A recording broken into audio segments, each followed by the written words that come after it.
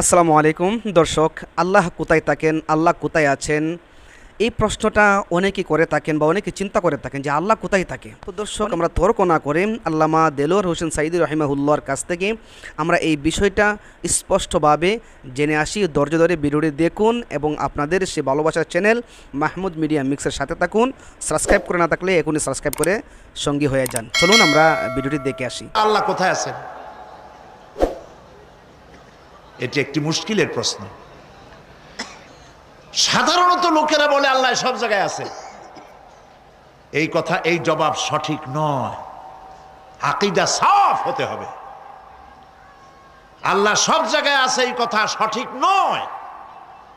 যদি আল্লাহ সব জায়গায় থাকেন তাহলে দুনিয়ার সব জায়গা ভালো না, কিছু কিছু খারাপ আছে। তাহলে খারাপ জায়গায়ও থাকতে হয়। নাউযু বিল্লাহ বলেন। আল্লাহ কোথায় আছে এই প্রশ্ন আল্লাহরই করি।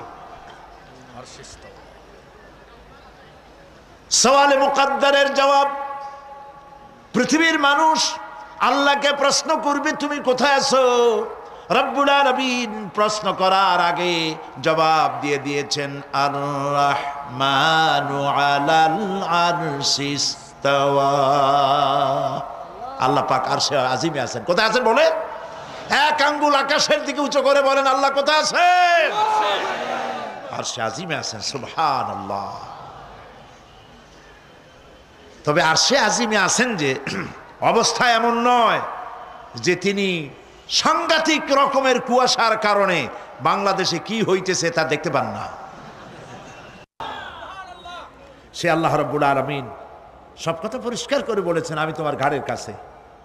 তার মানে আল্লাহর ইলম, তার নজর, তার সামা এবং তার বসর, তার দেখা, তার শোনা, তার ইলম সবটা আমাকে ঘিরে আছে, আমি তার বাইরে নাই। হ্যাঁ দর্শক, আশা করছি বুঝতে পেরেছেন। দর্শক, আপনাদের যদি কোনো মতামত থেকে থাকে অবশ্যই কমেন্ট বক্সে জানাবেন। আমরা ভুল বোঝাবুঝির থেকে বেঁচে থাকব। আল্লাহ তাআলা আমাদের সবাইকে সঠিক এবং সত্যটা বোঝার তৌফিক দান করুন। আসসালামু আলাইকুম রহমতুল্লাহ।